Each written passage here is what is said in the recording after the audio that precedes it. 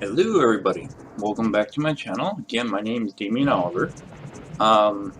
Sorry for not recording for a bit. Unfortunately, real life got into the way a little bit, but I think I managed to sneak in a couple of recording sessions here. Today I thought we'd try a new game I found on Steam. This is Unepic, as you know, kind of obvious here. Unepic, I believe, is going for like, I think it was $12.99 on Steam right now. Maybe $10.99, something like that.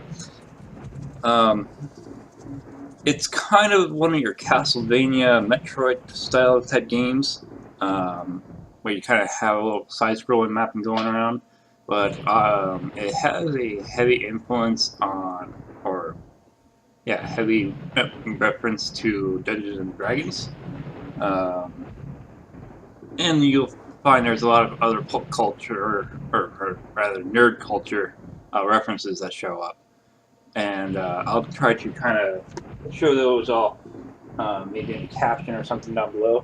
Maybe make a bit of a game of it and see which ones I recognize. And if anybody recognizes something that I missed, you can go ahead and show me in the comments.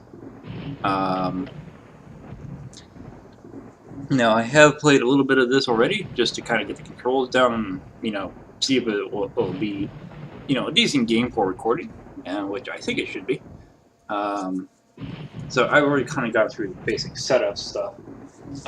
One thing I will note when you're doing this game is it will ask you your language of choice right away, and you really want to make sure you get the right one, because trying to figure out the menu options when they're in Spanish, it was kind of a bit of a pain in the rear. So, forewarning. As you can see, there is a single player and a multiplayer version. I do believe there is something of a leveling up and skill-based system, or rather, like a stat-based system. You do more damage with swords, or whatever the case is. I'll show you that more in game. And that is one of the differences between single and multiplayer, is the stats and what you get for those stats do tend to change a little bit. But that'll explain more later. Now, like I said, I have already gone through this a little bit, so I'll just go through and just stay quiet while everything's going through the basic intro here, so you guys can kind of figure out what's going on. But if I do accidentally hit a button or something, forgive me. I'm afraid the text speed is a little slow in my opinion, and if I hit any button, it will just skip straight to the next chat, so forgive me about that. On the other hand, there is a nice voiceover, so that is kind of nice. Like I said, I have played a little bit. I've explored, in an hour and a half, I explored 13%, so admittedly, I have not exactly found a boss in that 15% yet, or in that hour and a half. So, providing I don't find a boss that is really difficult, which I do know there are some bosses, I just haven't found any yet. If that math is anything to be indicated, you could probably beat this game in about 10 hours. So, I'm just going to create a new game here, and I could skip the tutorial already, but that does kind of skip the story and everything, so I'm not going to do that. It's kind of unfair to you guys, so. Now this does use both keyboard and mouse, which is kind of nice.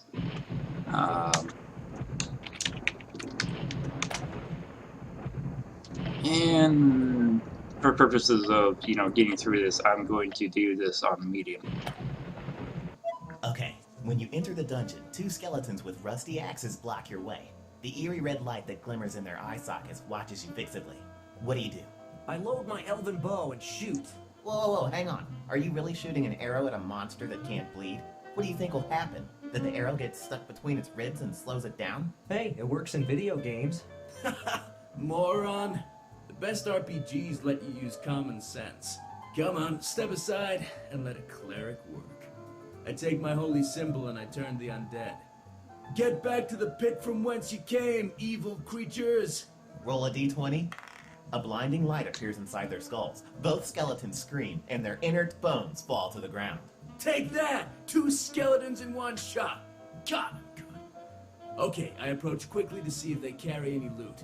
As you approach them, you step on a loose tile. You hear a click, and a spear springs up just under your feet. Fuck, I sprung a trap. I got a saving throw, right? Eric, pass me the chips. Hey guys, let's take a break. I have to pee. Again? Huh, fucking beer! Into the hall, left door, light switch is outside. Hang on, I'll be back in a minute. Bastards, you switched off the light! I'm peeing in here! Okay, you asked for it, but I can't aim in the dark. Fuck, I can't see anything. What the hell? Where's the toilet? I don't get it, I was just peeing in it. Oops. I think I just pissed on the floor. Let's see if I can find the door. Nope, this is a wall. Wow, this wall is rough. I'd swear that it had wallpaper on it before. Nothing. I can't find the door, and this is definitely not a bathroom. I got a bad feeling about this. I'd better light my lighter. At least I'll see something. Find the lighter in your inventory. Once you find it, select the Equip option. To open and close the inventory, press Inventory. Okay, so this is your main setup here, and it does kind of give you like your, as you can see here, it does say like menu/start. Like I said, it does transition between controller and keyboard really nicely. As you can see down at the bottom here, you got everything lined up like it'll be a controller. If I just wiggle my mouse, then everything's set up as though it'll be the keyboard. So, now one thing to note is there's a pause button and a menu option. Equipping things and using potions and like do not pause the game. So, just something to be aware of. Now if I just move my controller, it goes back to here. Generally speaking, I like using the controller more because the keyboard is good for shortcuts, I found, but it does have some issues when it comes to doing like the attack and action buttons. I find are awkward. Attack is spacebar, action is enter. And then you move around with your basic arrow keys, which, don't get me wrong, is definitely doable. Like I said, it just feels a bit awkward. But there are some hotkeys in between the letters that like your map and stuff too. So that is kind of one of the nice things I noticed with this is if you do the map, it does give you a map of what you explored so far. And if there's something in particular you're worried about or you want to come back with, you can click on the place you are and you can actually type in notes that you can refer to later. So, start. And then they'll show you a little scroll icon, and then you can see down there in yellow, it will show you your note. So, something of note. Ha ha ha ha ha. So anyways, yeah, I'm a basic D&D player. I went to the bathroom. That's a kind of common scene. Stone walls, columns, darkness. Where the hell am I? Of course, those bastards must have put some sort of psychotropic shit in my beer. I'm having a hallucination. Cool, it almost looks real. Okay, so that's a typical D&D scene, but psychotropic stuff in your beer is not cool. Yeah, not endorsing drugs with this. What's this? There's something ahead. It looks like... Holy shit! A skeleton! I'm imagining things. Maybe it's Ricky's grandma taking a nap. I could see her as a skeleton. Or maybe it's Chester Copperpot. Does he have a key? Can't hurt to check. I suspect intelligence was not the main stat this guy rolled.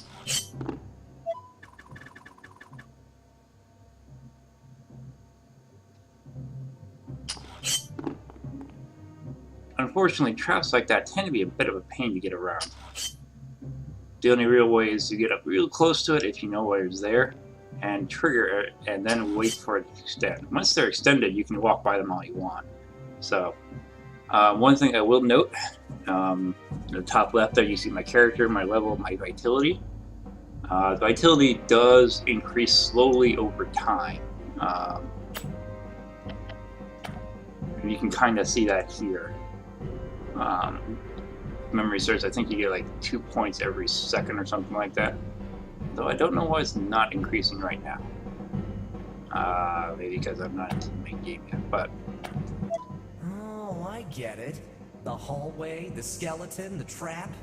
I'm imagining myself in an RPG. Then I must be in a dungeon or castle that my subconscious has created. Okay, while the drug's working, I get to be the player in my own RPG. Cool. I'll compete against myself, even if I've never been a dungeon master. Yeah, whatever shit they put in my beer is really amazing. I'd better draw a map so I don't get lost. Press Map to see the map. You can place notes on the map by clicking on an area. So yeah, once again, putting shit in people's beer is not a good idea.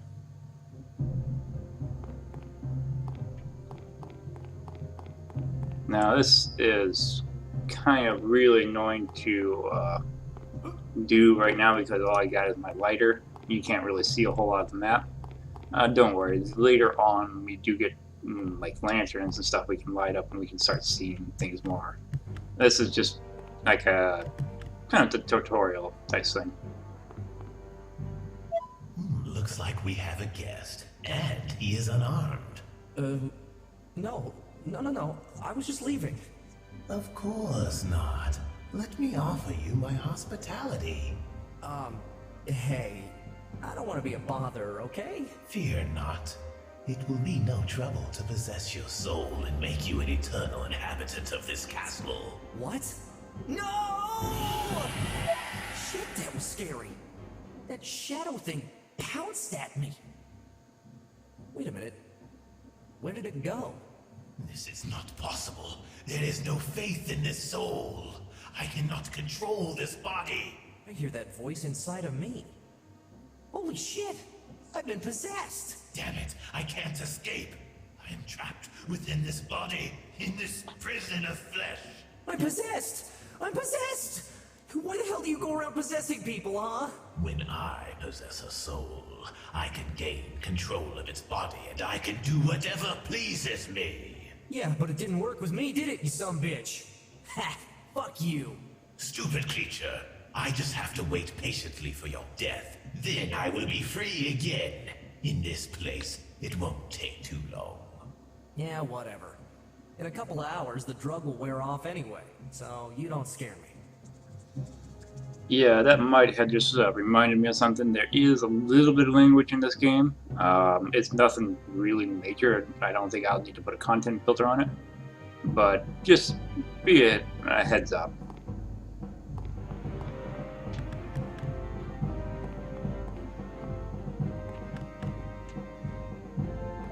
Look at these corpses.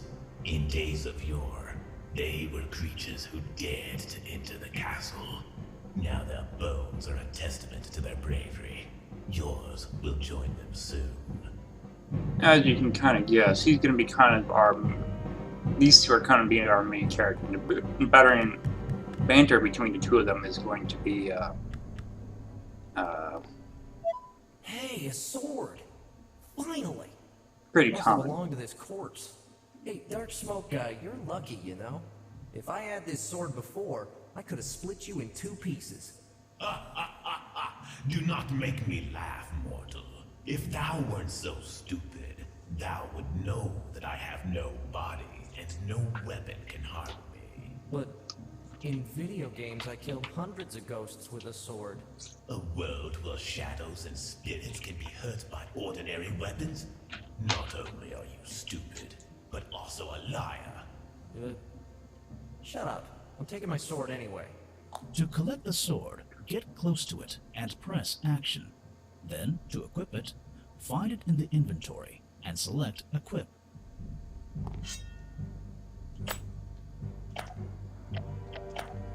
It's pretty common. One thing I will point out, and it'll probably get to this later, is you can also go to something and assign shortcuts, and then you can assign the shortcut to that. Shortcuts are different between keyboard and mouse, which I suppose is another useful thing if you run out of shortcut options, but considering these are all your numbers, and these are all your shifts, that's really not much of an issue.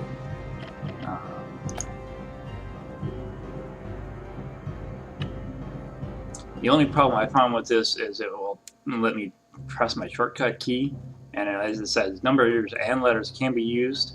Letters are not shown for whatever reason, and some letters are assigned to different buttons. For example, M is map.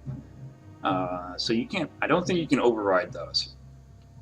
The problem though is while I can move between different things right now, as you can see I'm doing, this little screen here, if you're using your mouse, can't be undone unless you hit this X here or you hit escape, which completely exits the inventory. If you're just relying solely on your keyboard, that can be a bit annoying, but you know, minor gripe. Boom! Look at all this loot! I'm rich! Gold is, what, nearly 2 grand an ounce? With just one of these coins, I could buy the new console. Jeez, I'm an idiot. This is all a hallucination, damn it! It's like when you dream that you win the lottery and wake up with nothing. Take some coins. You could buy powerful artifacts and deadly weapons. Yeah! Wait a minute. You're waiting for my death to be free, aren't you? Why would you give me advice? Stop asking foolish questions. Look carefully at how these coins shine. Yes. Shiny coins. If you wish to collect part of the treasure, stand over it and press action.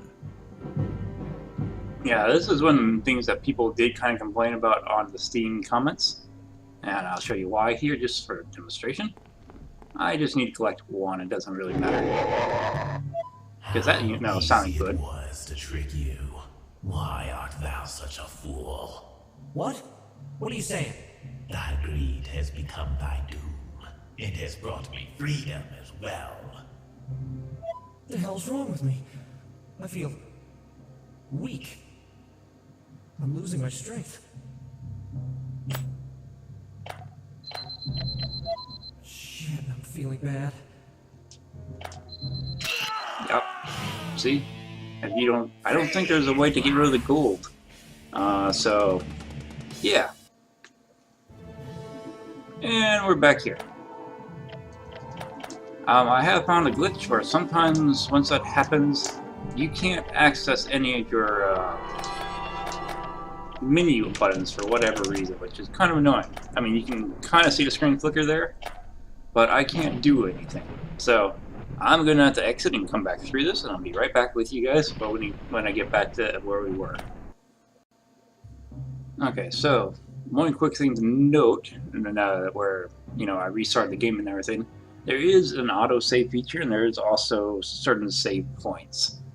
Fortunately, the autosave put me a little bit before I got the sword, I think. So, let me go back and grab that. Actually, that looked like just after I got possessed. In Yeah. days of yore, they were creatures who dared to enter the...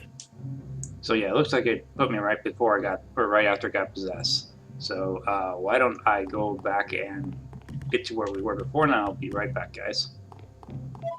Okay, guys, so we're back where we were. This time we're not going to touch any of the gold.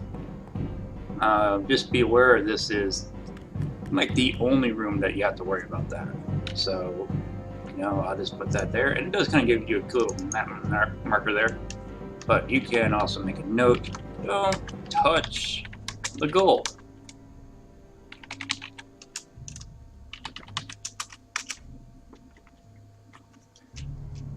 Okay, so. Go back. Fool me once, shame on you. Fool me twice, shame on me. Thanks anyway. Press Menu to open the menu and access to all its options.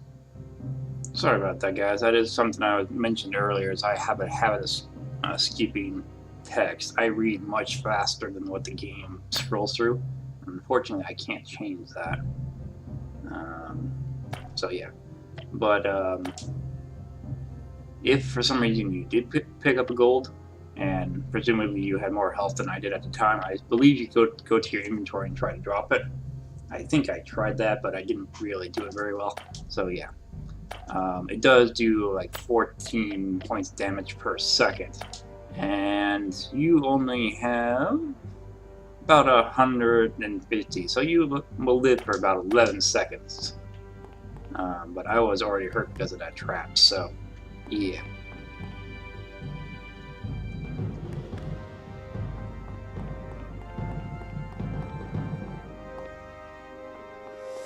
Oh, a snake. It's enormous. Shit, that motherfucker's as tall as me. Press attack to attack. Edged weapons like swords are especially effective against living creatures. That's kind of a point out that different weapons have different abilities or usefulnesses. As it says, so edge weapons, and particularly swords, are pretty useful against living creatures, snakes, bats, whatever. But combat is really simple. It's just, standard Castlevania, really. Problem is getting them within range, because snakes do have a bit of a reach. Like I was saying when he was yelling. A chest. And where there's a chest, there's loot. Press action when in front of the chest to open it. Should it contain anything, press action again to pick it up. Like I was saying, when he was yelling, I was trying to say that the snakes do have a bit of a reach, so I find striking a snake is a bit of luck. Okay, so now I got a mace. Oops, I didn't want to equip that, but oh well. A little useful here in a minute, I'm sure. One thing to note is you can see the different damage values down there. Well, I guess it doesn't really show it here, but yeah. If I do this, there we go. And now you can kind of see the different damage values there. They show up when you do the joypad too, which is harder to show you with a mouse. But anyways, they do have different damage values here. This is not reflecting on the type of enemy that you are hitting. For example, blade weapons do extra damage to living creatures, or rather they do standard damage, whereas blunt weapons will only do, half damage to a snake. But all these damage values are determined on your stats here. So if you put a point into swords, I believe it goes up by 5% in terms of damage, and I think 1% in terms of critical, if memory serves. And as you can see, there are several different types of items. They all have the different abilities. For example, as it will show you later, swords are good against living creatures, so are daggers, but daggers have lower damage unless you hit a humanoid type creature in the back. If you hit a humanoid type creature, keep in mind it has to be humanoid, and I think snakes count. Then it does like critical damage 100% of the time. However, I think it's only on the first strike, and then I think it will do really high damage if you manage to consecutively hit the person in the back, but it will drop a little bit. Once they turn around, then that damage will noticeably drop. So this is also where we have different points down here. Constitution will increase our overall health. Potions will, I believe, increase the amount of time or effectiveness that potion has on us. Armor and robes, as far as I can tell, just increase the different protections we get when wearing those, as well as how well our inventory does. As you can see here, this currently has 109. You can kind of see that. You can kind of see that right here. As it takes damage or as things start getting used, that will drop. Now, our mace, for example, for whatever reason, started out at 99%. Not sure why that is. So yeah, just heads up. There are some barrels here. Looks like they've been here for a long time. They're rotten.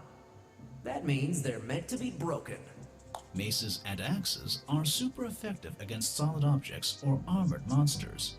Swords, daggers, and spears are less effective. Using the mace against barrels is the best option. Yeah, as it kind of just explained there, maces are really good against the barrels. I mean, that's one hit. And this is an arrow, which is kind of nice to pick up. Now, if I use my shortcut key for my sword, I kind of like that I actually kind of, you know, squirm a little bit and try to pull it out of my bag or whatever the case is. So be aware of that in combat. But, you know, an axe took, or the mace took 1 hit to break these. My sword just took like 5. Yeah, and that took 5 there, and I had a critical hit in there. So the game does encourage using the right weapon for the right item. Or right weapon for the right enemy, or whatever the case is.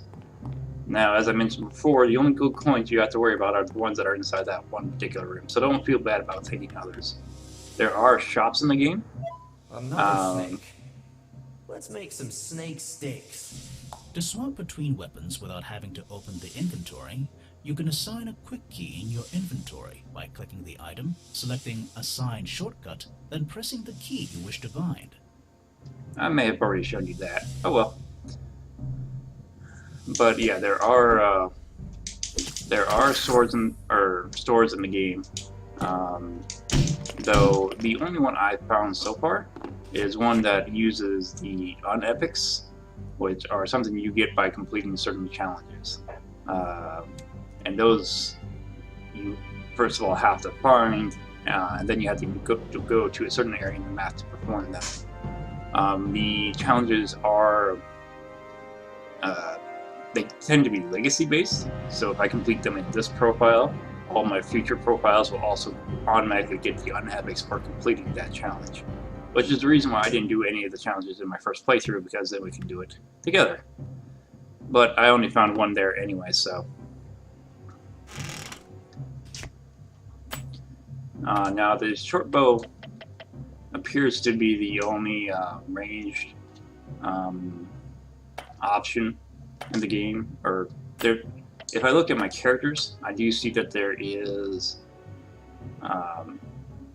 like fire, frost, arcane, and shadow magic, and I believe I can cast that with my wands and stage stat, but I haven't actually found those in my first profile yet.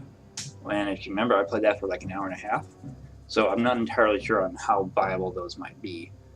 The bow, on the other hand, is going to be your first ranged weapon, and it does have a limited ammo, which is why I pick up all the arrows. But frankly,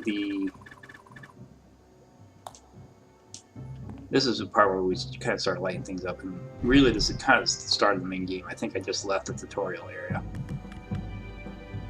But the arrows are good for range, but I don't think they're really good against anything. Start putting them out with his whip.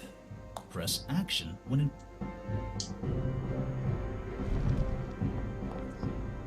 I have found on occasion where, like that one, like what just happened there, that dialogue, I have found on occasion... Funky dude, what's your name? I have no name. How's that work? The lord of this castle has no name? You are mistaken. I am not the lord of this castle.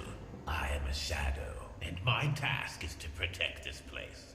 You're just a minion. One of those one-hit point wonders. If I had a pinch of the immense power of my lord, I could destroy you just like that. Well, Shadow Guy, this castle and your master are figments of my imagination. Let's say that I am the great creator of everything. And in a while, everything will disappear, and then no one will have to be destroyed, just like that. You, a pathetic creature of meat and bone, the creator of everything. Are you a liar or a fool? Whatever, but I'm gonna give you a name. Names mean nothing to me. Let's see. What about Zero? It's what I lovingly call one of my favorite characters. Do not dare call me that. As you wish, Zira. By the way, I haven't introduced myself. I care not. I'm known as Strider, but my real name is Aragorn, son of Arathorn, and I'm the rightful heir to the kingdom of Gondor. Damn. I'm trapped in the body of a fool. Are you calling me foolish? Who's more foolish, the fool or the fool who follows him? Yeah, you get the occasional nerdy banter like that. But what I was trying to say is when I had the dialogue back here, at first, the first dialogue didn't have any voice, but the second one did. So I have found that on occasion. The voice acting is not 100%. But it does seem to be a good portion of it, so I'll give it like 95, 99%. You know. Now, as you can see here, I am starting to light up the torches and everything, which is kind of nice because, you know, makes it so I'm not just staring at a black screen. And every now and then when you complete lighting up everything, which I will be doing here in just a moment, you get that little sparkle to let you know that you have everything lit up in one particular room, quote unquote. When you use a potion, you keep the empty vials. They could be useful later. Oops. I accidentally hit the jump button in there, but basically what that was saying is it's useful to equip potions to a hotkey because, like I said, digging through the inventory is not wise in the middle of combat. The game does not pause that for you. And even if you do hit the pause button, you can't access your inventory in that screen. Though it is kind of a nice little memo for what's going on here. So, you know, just in case it ever happens to you in real life, right? And as I think I was trying to say earlier, the arrow is good because it does allow you to target things at a range. There is actually a target button, so you don't necessarily have to aim. In fact, if you don't target something, it is impossible to aim. All you do will be able to shoot in the direction you're facing, like so. And you just kind of repeatedly shoot there.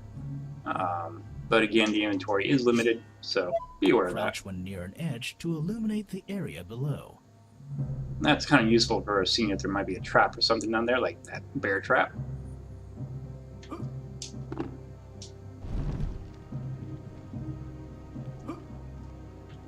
I have noticed that sometimes the jumping does leave a bit to be desired, so just FYI there.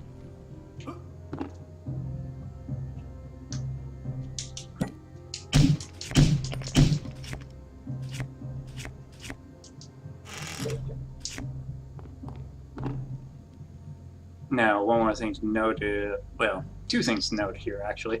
One, I did assign the potion to my hotbar so I can get to it really quickly, but just like pulling out a weapon, anytime I use a potion, he does try to pull it out and try to drink it, and that does take a certain amount of time.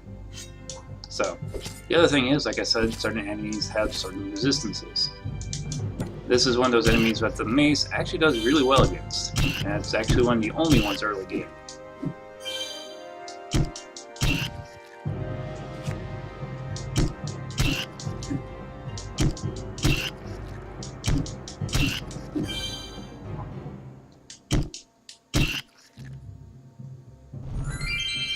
And again, you get that little twinkle to let you know that everything's done.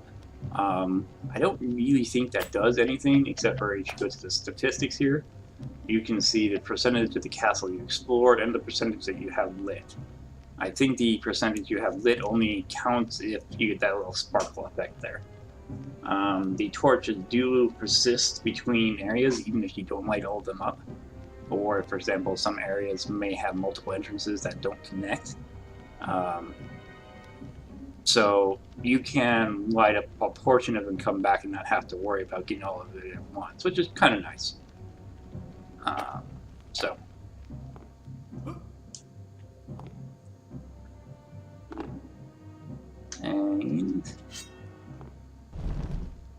These little grubs here are an enemy. Bending down does not seem to actually influence anything, so just FYI.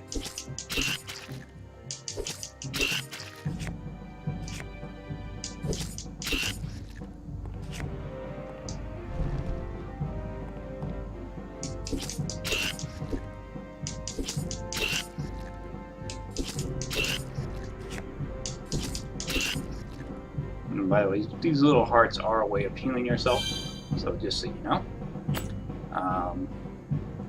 And as you can kind of see here, mobs do drop things.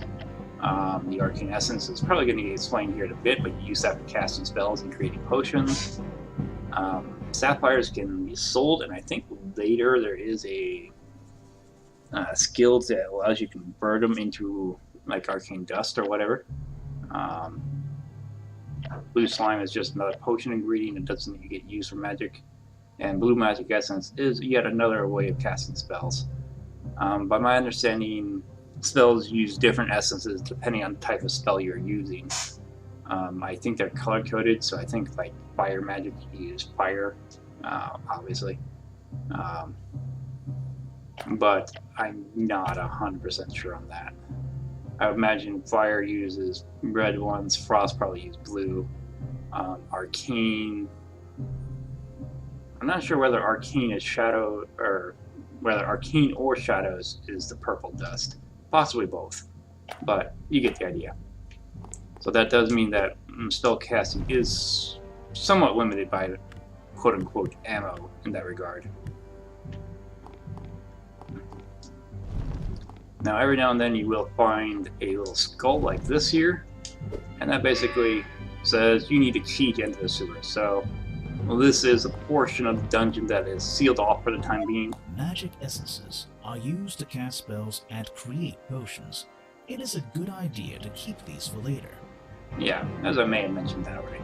But yeah, a portion of the map is already kind of sealed off, just kind of like you would find in a Metroid or a Castlevania game. So... Oh, that was luck. I have found that there is a potion of detecting traps, but unless you have that, I don't know if there's a skill for that later or not, but unless you have that, it's really hard to tell where the traps are. Now, this is a good portion of where I said you may come through one entrance and come through and light some of these, but it may not be connected to the other entrances because I cannot get down to this room, at least not through this room here. So this is kind of a good example for that. These torches are already lit, obviously, but on certain other rooms I'll have to come through here, light all of these ones, leave the room, and then eventually come through one of the other entrances and light them up. So. By the gods of Kobol. What is this thing? It's a magical prison.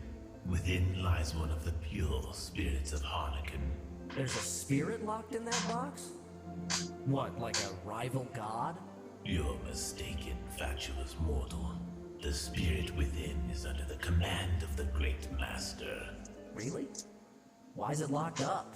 It is a pure spirit. It cannot exist in this plane. The box isolates and protects it. However, it can communicate through that beam of light. Wow, must be an important guy. What's he do? I will not reveal that information. No? Okay, I'll ask it myself. You?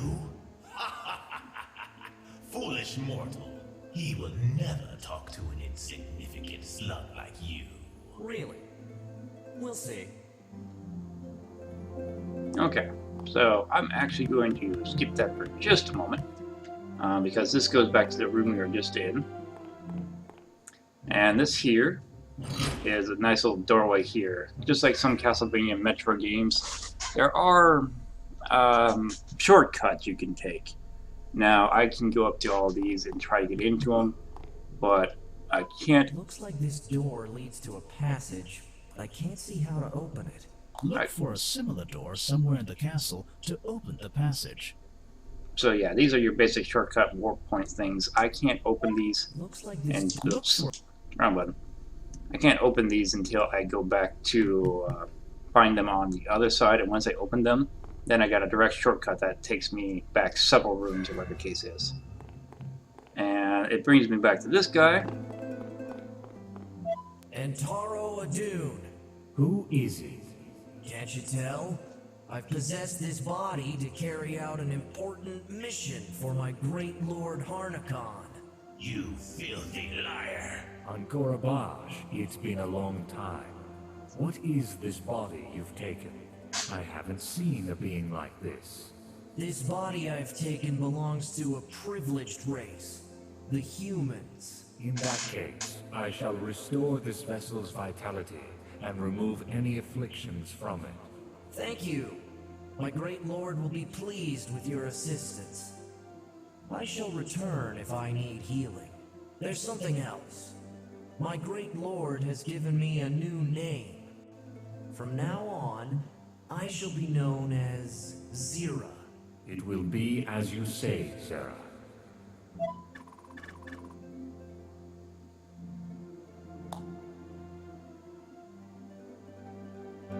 So yeah, basically anytime you see this guy, or possibly gal, don't really know, you can do that. Korabash Zera, your health has been restored. Game saved. And you have, you know, your typical healing and save point, which is again pretty similar to what you might find in most Castlevania, Metroid style games. So that warp point right before here is kind of useful actually, because in the hour and a half that I played so far, I've only found this one guy so far. Whether or not he's the only one, that I don't know. But as that is a save point, and as this recording is now going on 40 minutes, I think I'll call it there. And that'll be it for the first episode. Join me again for the second episode as we explore more of the castle and find more geeky references. Again, if you found any that I may have missed in the captions, feel free to post it down in the comments and let me know. It might be something I have to look up and might enjoy later. So, my name is Damien Oliver. Take care and have fun.